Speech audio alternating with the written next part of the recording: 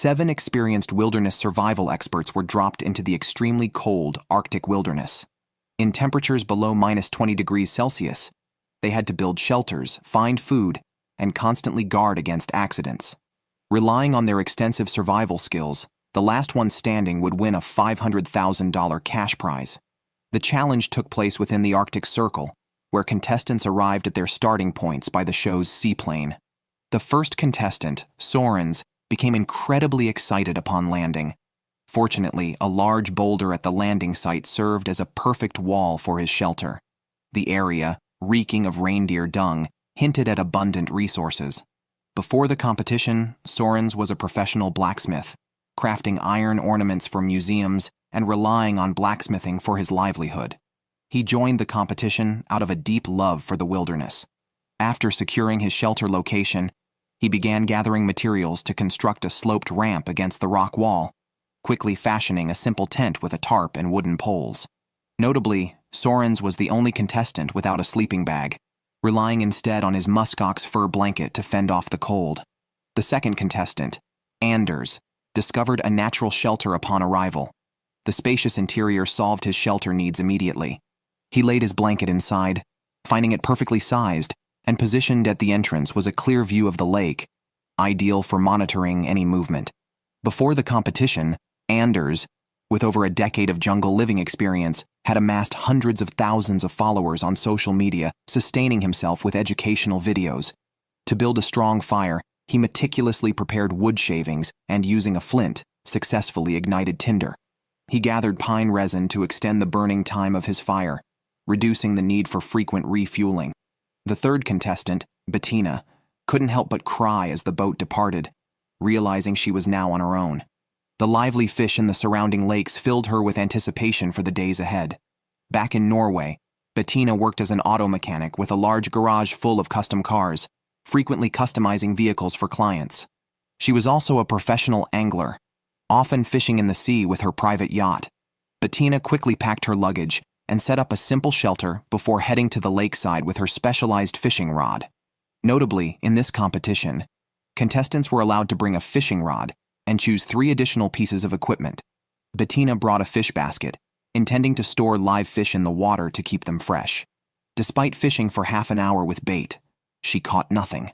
Anne, the second female contestant this season, quickly set up camp upon arrival. After a short rest, she prepared to fish, hoping to rely on fish for survival. She brought various baits she had collected over more than 10 years, confident in catching both big and small fish. She quickly went to the lake with her equipment and immediately caught a barracuda on her first cast. She cleaned the fish on the spot, discarding the head. Klaus, the 5th contestant, had already solved his fire-making issue. While walking, he found many mushrooms that he deemed safe to eat based on their smell. Back in Denmark, Klaus ran an outdoor equipment store and had accumulated much wilderness experience from hunting and fishing alone. He entered the competition primarily to win the prize money to expand his store. However, as he was about to fish, a group of reindeer ran by on a distant hillside. Since they were protected by law, he decided to fish instead and quickly caught a small fish, making his dinner unexpectedly easy. The next day, Anne enjoyed a luxurious breakfast of fresh fish soup, while birds pecked at the fish heads she had discarded the day before. Meanwhile, Sorens explored his surroundings in the morning and decided to set up a gill net, hoping for a big meal the next day. He skipped breakfast and returned to camp to make tools. He crafted a handy hammer from a stick. He then attempted to build the roof's crossbeam. After measuring a large stone, he cut a sturdy log to serve as a support column for his shelter, cleaning off the bark. Despite pulling with ropes for a long time, the beam wouldn't budge. Frustrated, he had to move it little by little and finally succeeded in setting up the beam after 2.5 hours. Bettina was also building a shelter, using a nearby tree branch as a support. After setting up the crossbeam, she was so exhausted from a day and night without protein that she had no energy for anything else. She went back to the lake with her fishing rod early in the morning when the water was calm, hoping for a big catch. Soon, there was movement in the water, and sure enough, she pulled up a barracuda. The fish was quite large, enough to feed her for 2 or 3 days. Bettina used a net to keep it alive in the water. Anders, meanwhile, opted not to use a ready-made stone shelter, choosing instead to build a new one in the jungle. He cut several 4-meter-long sticks to start building, Constructing such a long crossbeam was challenging, and he fell several times throughout the half-day effort. Finally, he managed to prop up the frame, but it collapsed again while he was trying to secure it. On the other side, Klaus was building a simple triangular tent. This was his first attempt at such a structure, but luckily, due to the inherent stability of triangles, he easily propped up the frame and wrapped it with a waterproof cloth, planning to spend the coming days there. After setting everything up, Klaus went fishing. Like before, fish bit as soon as he cast his line. Based on the weight, this barracuda was quite large, the biggest he had ever caught, boosting his spirits. He brought it back to camp to hang in the tent, as he still had fish left from the previous day. After a simple half-hour cook over a large fire, he sat in front of the camp to enjoy his meal. On the third day, it was time for Sorens to check his gill net. He hoped for a good catch, but found the net tangled and empty when he pulled it ashore. Back at camp, untangling and restoring it to its original form was not an easy task. Over at Klaus's place, that day's task was to make a door for the tent. He measured the appropriate length with sticks, then made a frame to size and covered it with the versatile waterproof cloth. For breakfast, he chopped off the fish heads and stuffed the remaining flesh into a wooden hole, sealing the sides with bark to create an oven-like effect. In just half an hour, the deliciously cooked fish was ready, crispy on the outside and juicy on the inside. Meanwhile, Anders finally finished building his shelter. Given the cold weather in the area, he planned to build a fireplace outside. He turned around to start gathering stones from the surroundings. Along with soft moss, he quickly assembled it. Eager to see the results, he lit a fire, but did not consider wind direction. As soon as he lit the fire, thick smoke blew into the tent. After some thought, he dismantled it and chose a new location, spending another 2.5 hours. He thought it would go smoothly this time, but halfway through, the stones collapsed due to insufficient support. This deep frustration instantly made Anders lose confidence. On the fourth day, Ulrich, the 6th contestant this season, had been living in a simple tent because the ground was covered in edible blueberries. While he was drinking hot tea at the campsite, a crow suddenly flew past nearby. Ulrich tried to mimic the crow's call to attract it. Surprisingly, this tactic worked, and the crow flew towards him. However, it just flew over his head, not giving him a chance to use his bow and arrow. Back in Denmark, Ulrich was a professional hunter, skilled with the bow and arrow, often hunting large animals. He once nearly got counterattacked by a wild boar, which made him realize the dangers of wild animals. He joined the competition mainly for the prize money, but so far, he had not seen any small animals, so he spent time practicing his aim. The last contestant to appear was Meta, the only one with a compound bow. In the days before, she had to eat berries from the ground to stave off hunger. When she finally got a fish on the hook by the lake, it unfortunately escaped during the struggle. Before the competition, Meta was an archer with various animal specimens at home, indicating her skills. Besides, she was a jewelry maker. She joined the competition to test herself. After several days, Meta had solved her shelter issue. To make boiling water easier, she planned to go out to collect some sticks to make a frame. Back at the camp, she accidentally knocked over the iron pot while hammering the sticks into the ground, extinguishing the fire. Over at Klaus's place, he had been experiencing dizziness and a very fast heartbeat for several days, with no signs of it slowing down. Fearing damage to his health, he called the medical team. Soon, a doctor arrived quickly by speedboat. After a brief examination, the conclusion was that his symptoms were due to hunger. The doctor advised him to eat regularly, assuring him that it was nothing serious to worry about.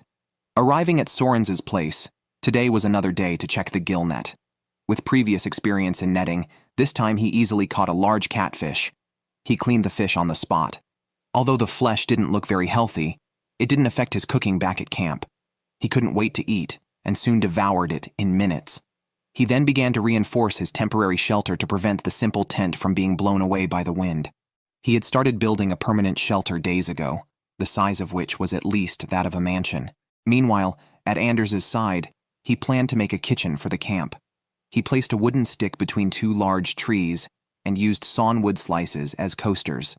Even the iron pot could be conveniently hung up there, making it easy to arrange kitchen items on top. During a walk, he discovered a dry tree whose bark was rich in oils, easily ignited with a spark. He collected it, perfect for tinder in the winter. Afterwards, he went to the lake to check the gill net.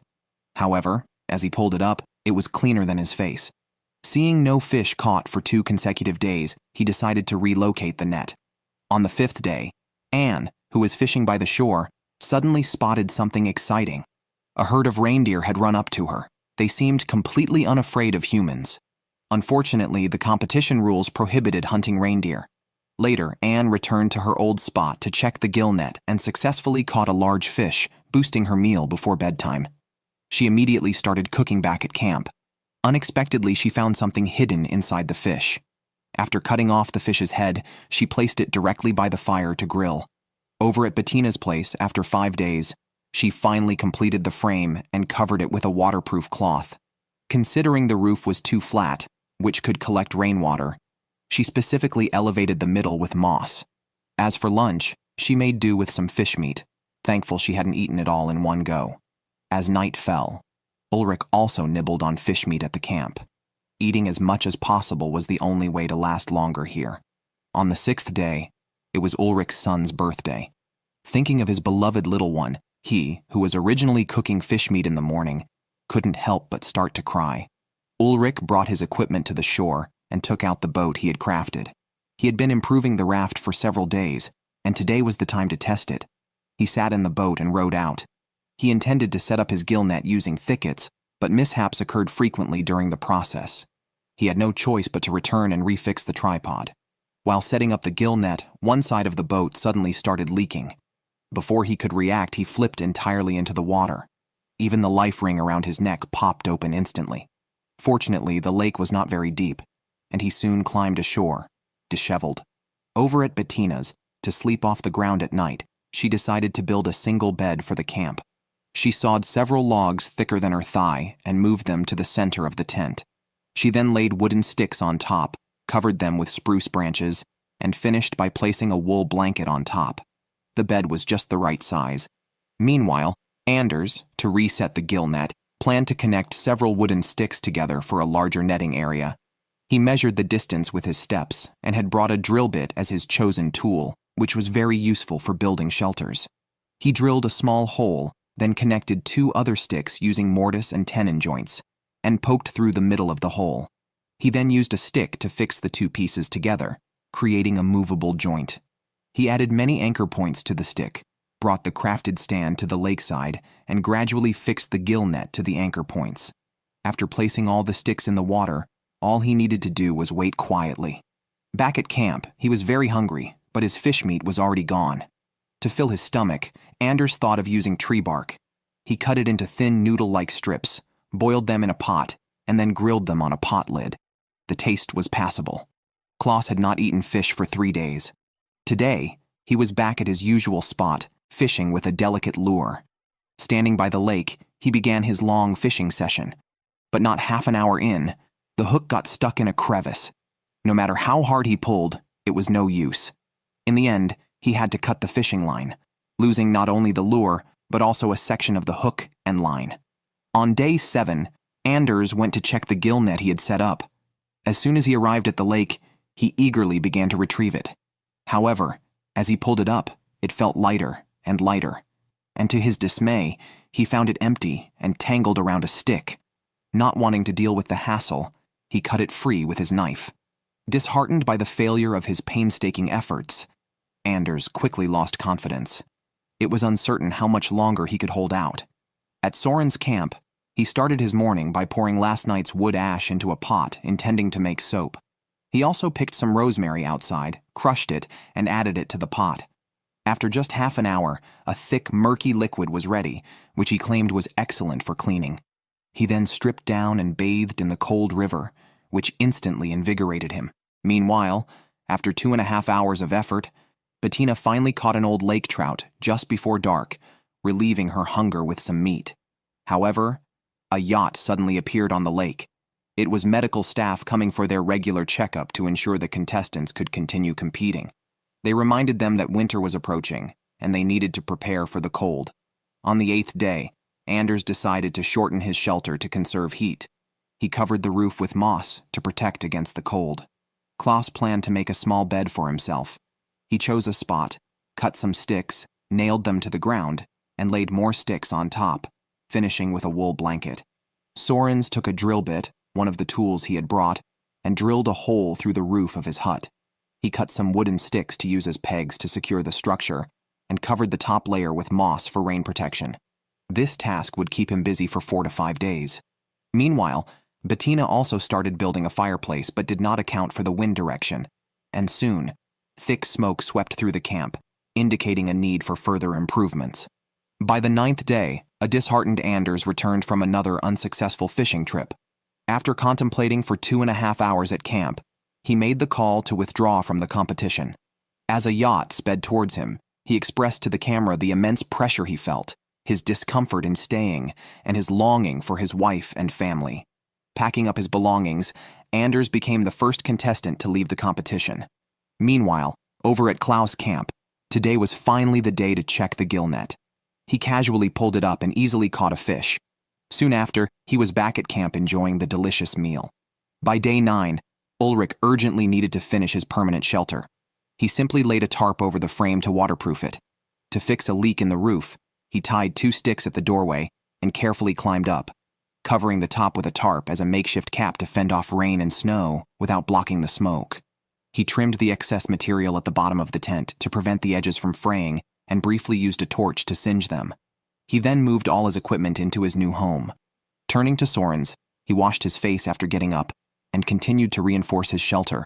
He had planned to build a luxury house at another location, but realized after several days of work that he lacked the strength. Reluctantly, he gave up on the luxury house and began to expand his temporary shelter. After working on an empty stomach all morning, Sorens decided to go fishing at the lake. Just as he finished speaking, his fishing hook showed signs of life. Surprisingly quickly, he reeled in the fish. Perhaps too hungry to endure, he did not fish for more and immediately returned to camp to process the fish. He started by pan-frying the roe from the fish's belly, and in less than 2 minutes, he ate everything.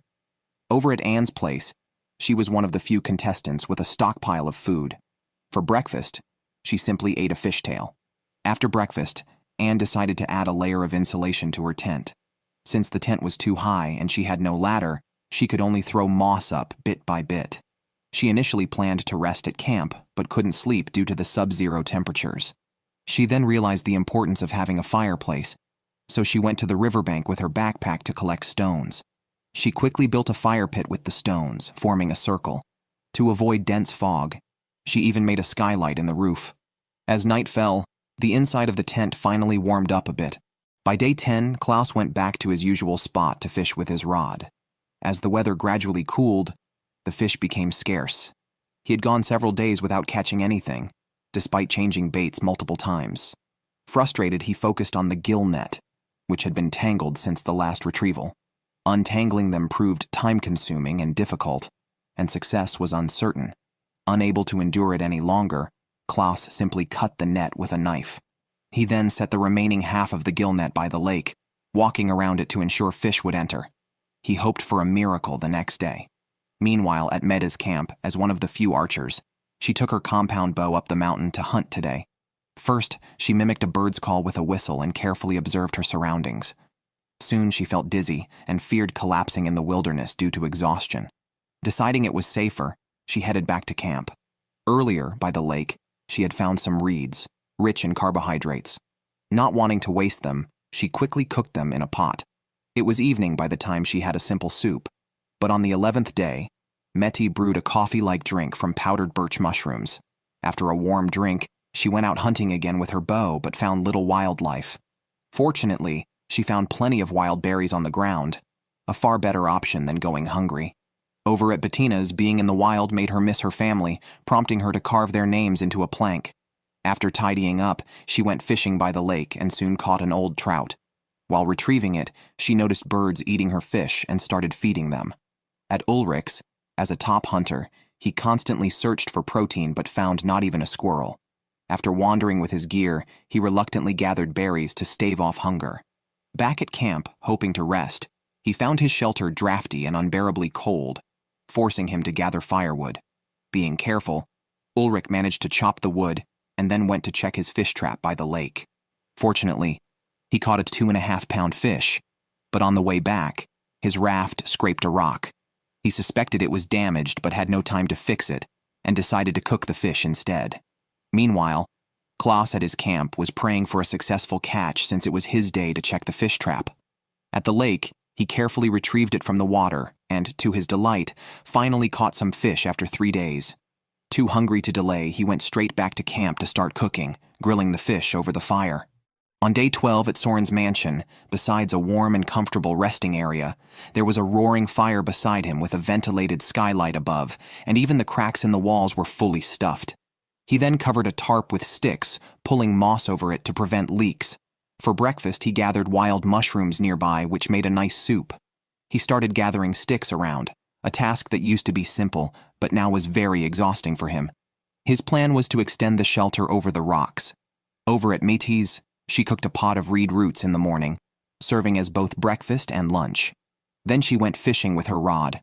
Less than half an hour after casting, she quickly caught a small fish and headed home. The moment the soft fish meat hit her mouth, she felt completely satisfied, no longer having to eat grass to stave off hunger. Within 10 minutes, she had devoured all the fish. Meanwhile, Ulrich was also worried about food. Having focused on hunting these past days, he hadn't caught much fish. In desperation, he considered the idea of tree bark. He started to scrape it thinly with a small knife, the thinner the better for taste, and then cooked it for 2.5 hours. By the afternoon, he was enjoying his meal. The taste of the bark wasn't as good as expected, but it was enough to fill his stomach. However, while he was full and wandering by the shore, he suddenly noticed movement on his fishing rod. Worried it was a fish, he immediately started retrieving it. Sure enough, it was a small fish, which excited him greatly.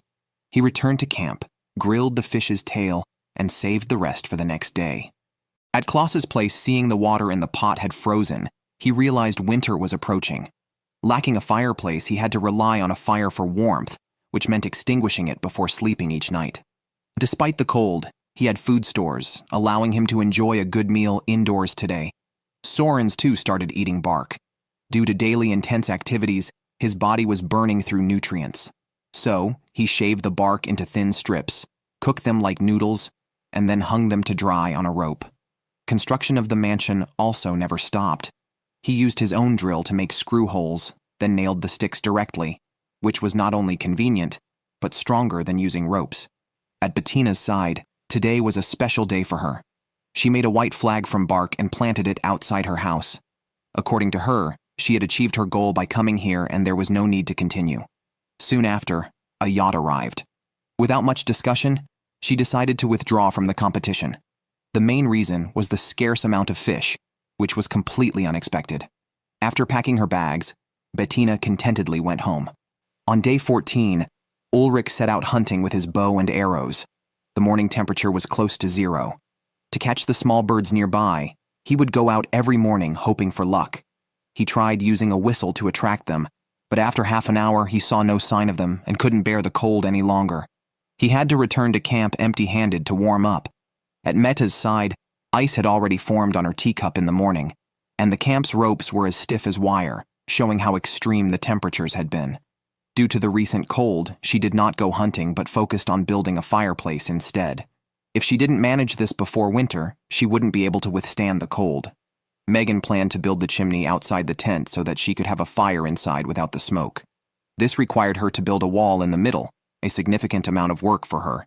It took her a whole day to build the wall, and the rest of the work was estimated to take another 3 to 5 days. Meanwhile, at Sorens's side, he had been busy building his wilderness mansion and had neglected protein acquisition. The high daily workload often pushed his body to the brink of collapse. To prevent boredom and missing his family, he spent his downtime doing crafts. Ulrich's shelter was probably the most rudimentary on the field, still just a piece of tarpaulin. With winter approaching, he needed to reinforce it. He began constructing a large door for the tent using wooden sticks. Once he had the basic frame, he covered it with the versatile tarpaulin. After finishing these tasks, he was very hungry. The continuous hunger drove him to the lakeside to fish, and he soon caught a small trout. Returning to camp, he didn't delay in chopping wood for a fire. Before long, he had a roaring fire and placed the prepared fish over it to grill. Half an hour later, he was enjoying the delicious, tender, and juicy fish, unable to stop eating bite after bite. On day 15, Klaus woke up early from hunger. The waters nearby were his usual fishing spot. On day 6, a mistake led to his bait getting stuck in a crevice. Knowing he had limited bait, losing one reduced his chances of success. He stripped and dove into the icy lake to retrieve it, shivering from the cold. Fortunately, he managed to find the bait after searching underwater and quickly returned to camp to organize his fishing gear. Klaus then went fishing with his rod but caught nothing after half a day. Reluctantly, he collected bark from the shore, not for food, but to store enough tinder for the winter. He also sawed plenty of firewood, ensuring he wouldn't need to go out in heavy snow. After 2.5 hours on an empty stomach, he successfully gathered a large bag of tinder and several bundles of firewood. Now he could wait at camp with peace of mind, settling for a few blueberries for dinner. Over at Anne's side, she tried fishing by the lake every day. Despite often returning empty-handed, it didn't affect her mood. However, when heavy snow started, she quickly began collecting sticks to reinforce her shelter, planning to cover all the tent walls. She worked all day without food or drink and successfully completed the task before dark. While walking around, she also found a skull. At Sorens's side, having not eaten for 2 days, he continued building his shelter, determined to finish the luxury shelter before winter. His body was extremely weak, and after a half day of work, he had to sit down to rest. Back at camp, he nailed a few nails inside so he could hang up the furniture, making it easier to take down. On day 16, Megan cut a plate of reeds early in the morning, having relied on them to stave off hunger for the past few days. She checked her fishing net to find it empty and returned to camp for a short rest. Unwilling to give up, she went to the lake to fish again, hungry for protein since it had been a week since she last ate fish. Surprisingly, the hook moved soon after she started. Hurrying to the shore, the catch grew heavier as she pulled. Just as she was about to finish with a stick, the fish she nearly had escaped unexpectedly. At this time, Sorens was busy mending his fishing net. Building a luxury shelter is no good without food. He then took his equipment to the lakeside to set up. He moved a stick and placed the gill net under the water. As usual, he decided to check on it the next day. While others were worried about fish, Ulrich had the luck of catching a big one. Upon cutting it open, the fresh fish meat was simply delicious. By day 17, before dawn, Ulrich was already out of bed. He planned to hunt small animals in the dark. Arriving at a hillside, he started to wait in position. Soon, a dark shadow ran by. Undoubtedly, a fox. However, before he could start shooting with his bow, the fox vanished without a trace. Despite trying to attract it with a whistle, he ended up losing track of it and had to return to the camp to warm up. Due to his negligence over the past few days, the boat he used for laying nets had unfortunately sprung a leak. To fix the hole in the boat, he took out the glue he carried with him. This tool, along with his bow and arrows, made up one piece of equipment. Thus, he effortlessly repaired the raft. Then, he took the boat to the lakeside, carefully navigating forward with the gill net, and successfully set it up in half an hour. On Anne's side, she picked up a large mushroom during her morning walk. Just as she was preparing to collect some firewood to cook, a yacht suddenly appeared on the lake. She thought it was a routine check, but instead, she was informed that the weather would get colder. For the safety of the contestants, the production team exceptionally gave each a fishing net. This was great news for Klaus, as his previous gill net was already ruined. Sorens was also excited. With this new fishing net, he could change locations and increase his chances of catching fish. Meanwhile, Megan was busy building a fireplace. The remaining task was to encircle a fire pit with stones and mud. Once a roaring fire was ignited, her 2.5-day task was finally complete, ensuring she no longer had to worry about freezing at the camp. The luckiest was still Anne. She had just set up 2 gill nets in the morning, and by afternoon, she had caught a big fish and a smaller one. She cut 2 large pieces of meat, put them in a pot to cook, and tasted them once they were done. Day 18 quickly arrived. Sorens, carrying a fishing rod, went to the lakeside to fish. Suddenly, a yacht appeared on the lake. The scene then switched to Sorens lying weakly at the camp. A doctor who arrived briefly assessed the situation. According to Sorens, he hadn't consumed protein for about 10 days, spending all his time building a shelter. He had almost fainted earlier and had called for help for safety reasons. After discussions, the medical team decided to withdraw Sorens from the competition to prevent potential organ failure due to starvation. Disappointed, Sorens reluctantly packed his belongings and left the competition, leaving only 4 contestants. Klaus, who hadn't eaten meat for several days, finally got lucky while fishing.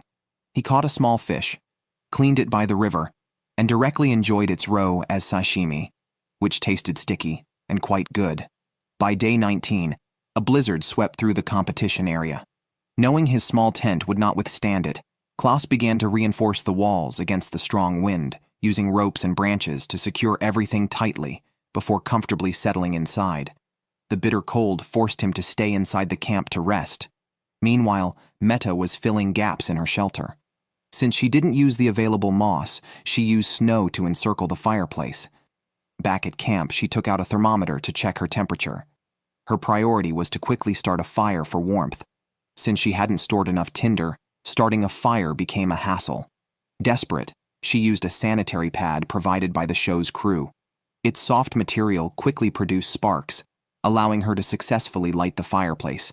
However, with no cover over the fireplace, the heavy snow soon extinguished the fire, leaving her no choice but to sit and endure the cold at camp. At the same time, Anne was also resting at the campsite. To pass the time, she began to mend her torn socks with fishing line. She was grateful for the walls she had built earlier, which now protected her from freezing. Ulrich, appearing calm, went outside to check his spike net at the lakeside. Carefully checking, he found the net as clean as his face. Still hopeful, he checked the fishing hooks he had set up. From a distance, he saw the float sink, but found only a clump of waterweed when he pulled it up. When he returned to camp, he found many footprints on the ground, likely left by foxes. However, hunting in this weather was not feasible. He could only return to strengthen his tent. After that, he mostly rested at the camp until day 20, when the weather finally cleared. Klaus removed the ropes from his shelter and noticed he had lost a lot of weight when he put on his pants. Not wanting to be disqualified for being underweight, he knew he had to find some protein.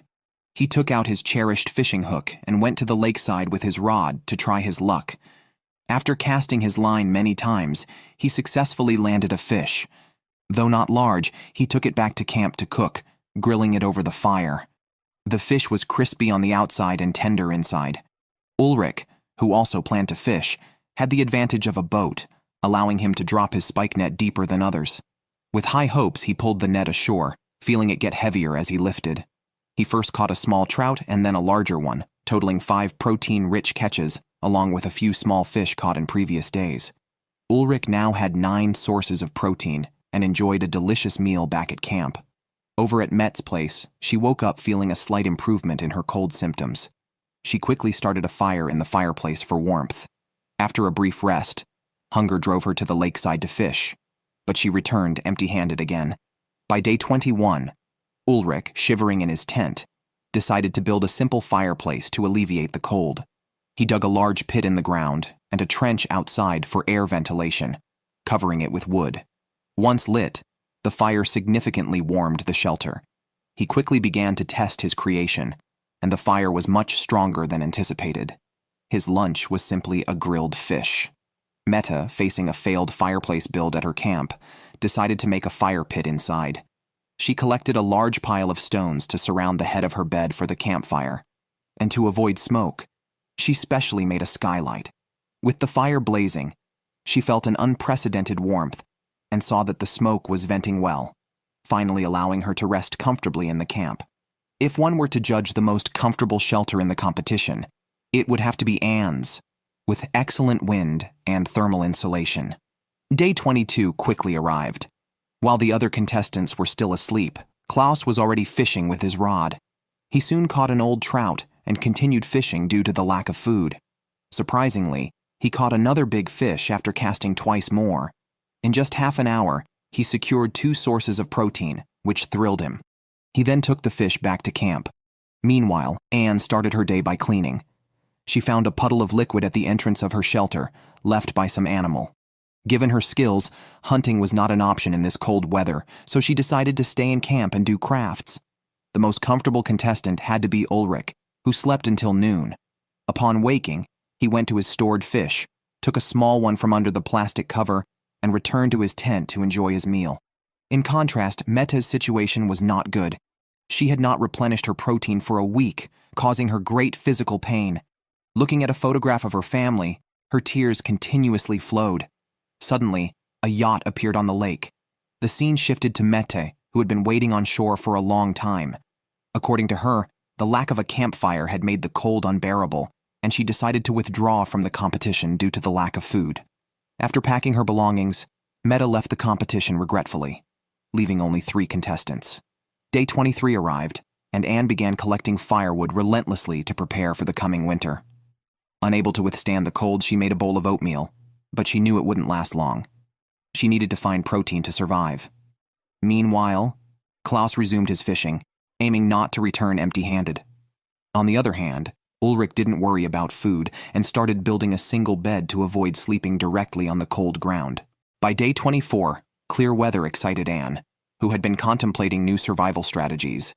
Fishing with a net in such cold weather was impossible, so she decided to build a raft using waterproof material and branches, and then crafted a paddle from more branches. After preparing, Anne cautiously launched into the water.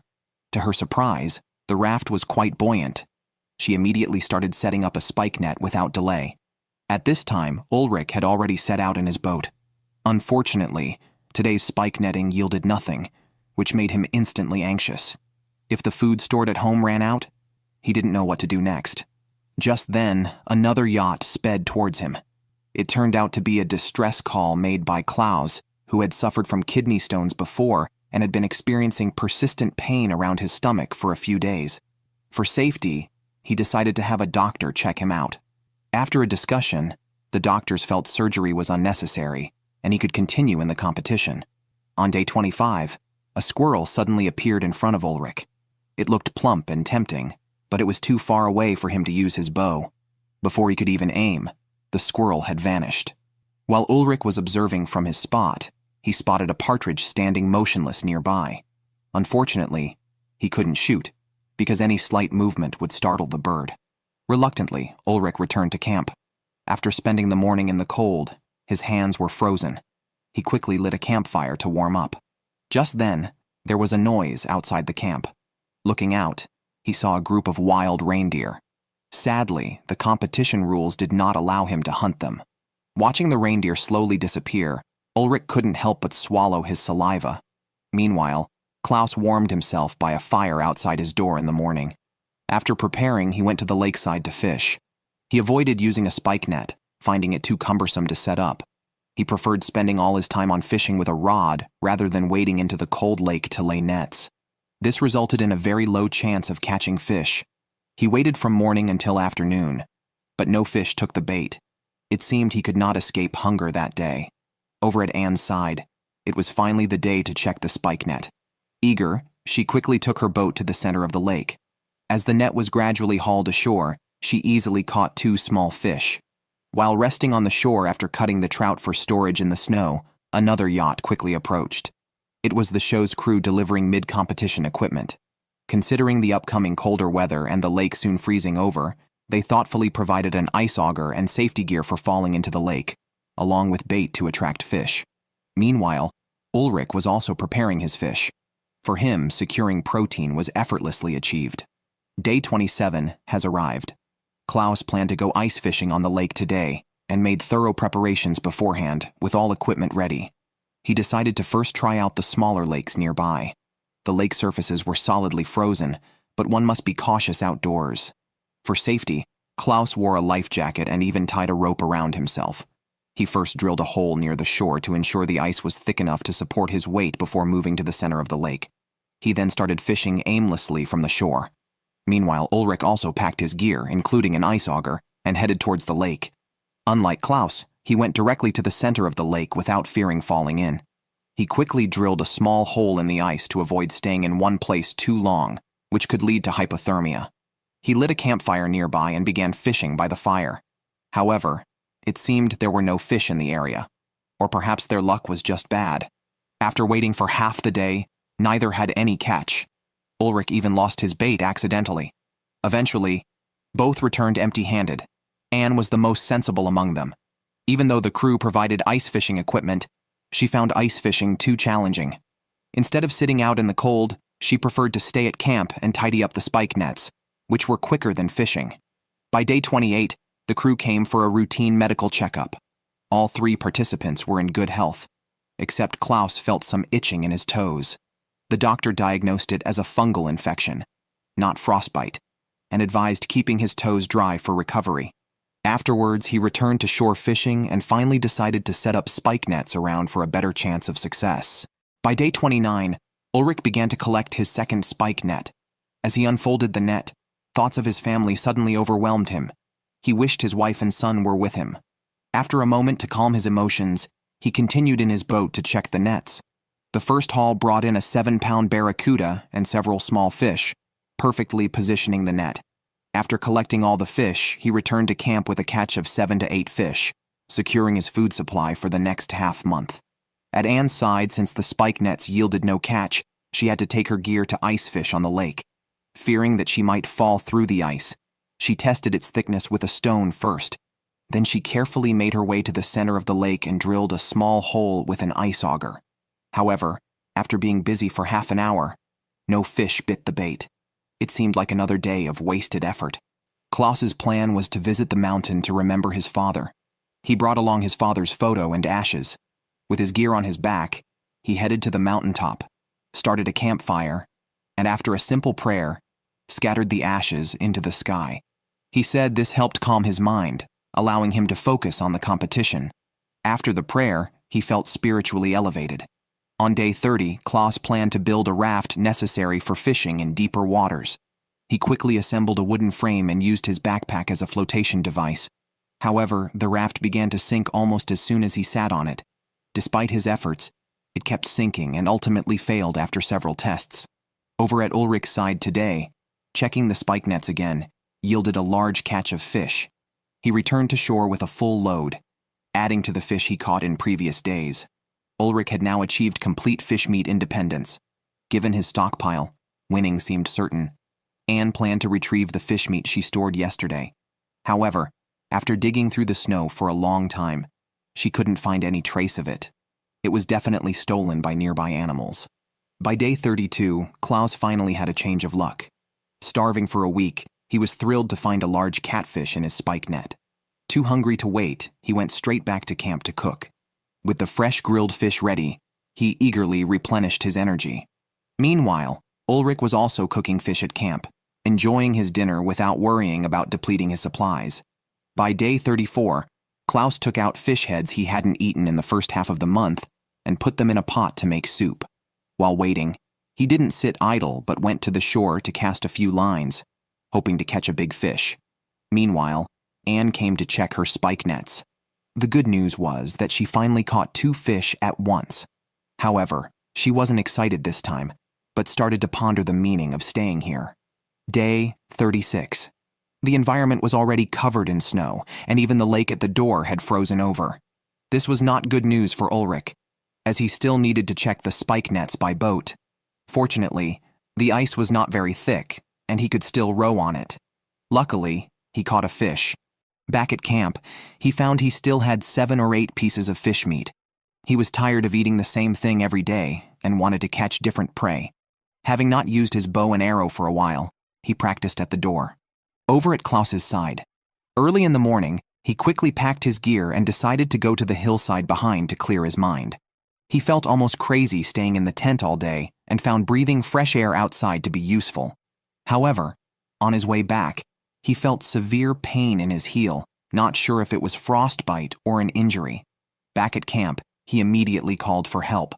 The doctor arrived quickly, checked the injury, and concluded it was tendon inflammation. He just needed to rest for a few days. After discussing, they suggested Klaus wait a few more days to see. Then they started collecting firewood nearby. Meanwhile, Anne was at the lake collecting water. Instead of returning to camp to boil water for cooking, she melted the discarded fish heads and guts on the shore to feed the birds. Without having breakfast, she started sawing wood nearby but soon felt dizzy and weak. If she couldn't catch any fish soon, she was close to withdrawing from the competition. Day 37. The temperature reached -10 degrees. Anne was still waiting for the lake to freeze enough to ice fish, but the thickness was still not sufficient. Day 38. Ulrich's side of the lake was solidly frozen, making the raft unusable. He removed the tarpaulin from it. While busy, thoughts of his family overwhelmed him again, and Ulrich shed tears of longing. To boost morale, he returned to camp and quickly built an outdoor kitchen, using the removed tarpaulin. Sitting inside, cooking hot soup by the fire, felt completely different from staying in the tent. Klaus was ready to act.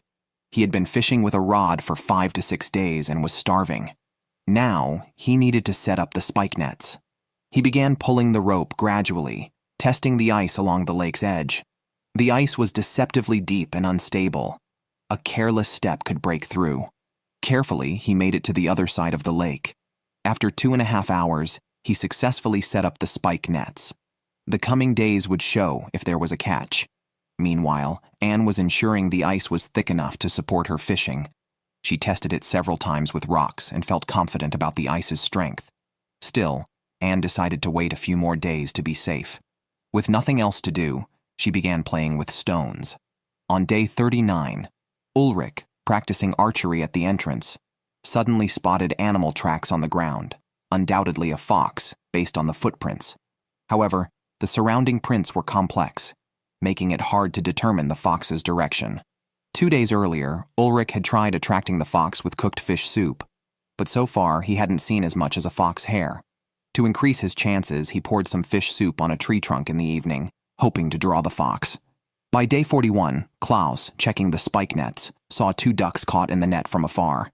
They seemed wrapped by the net and couldn't move their wings. Excited, Klaus quickly waded into the water to retrieve them, fearing they might escape. He bit into them immediately, and with a few snaps of bones, the ducks died instantly. Without hesitation, he sat at the entrance and started processing the duck meat. After plucking the feathers, he discarded the heads and wings, cleaned the innards at the shore, and kept only the plump duck breasts. He roasted them over a high fire for several minutes until the duck was crispy on the outside and tender inside. In less than 2.5 minutes, he had devoured the meat. Over to Anne, she had finished her last base today. If she couldn't find food in the next 2 days, she would consider ending the competition.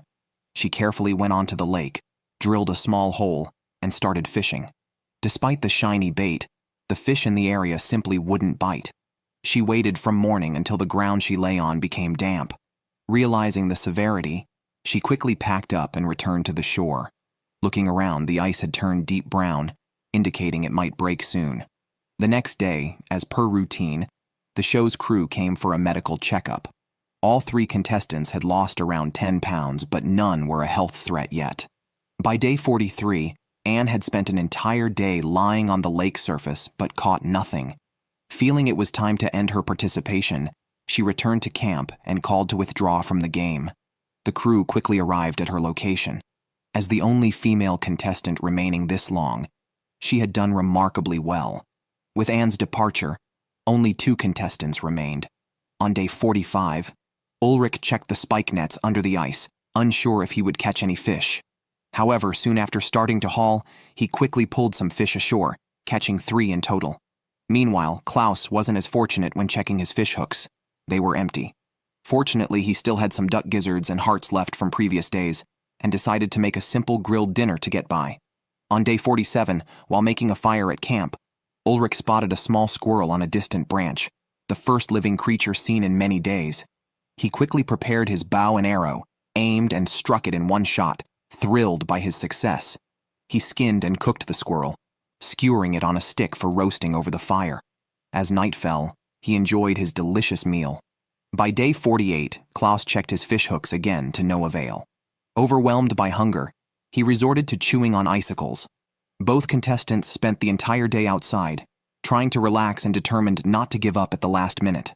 On day 49, the crew unexpectedly arrived at the site, initially thought to be for a routine medical check. However, they informed the contestants that due to worsening weather and the roads likely becoming impassable, which could prevent rescue teams from reaching them, the decision was made to declare both contestants as co-champions of the season. They were ecstatic to hear the news and equally shared the prize money. Their families also arrived, making the moment even more rewarding. Congratulations to Ulrich and Klaus for becoming the champions of the season.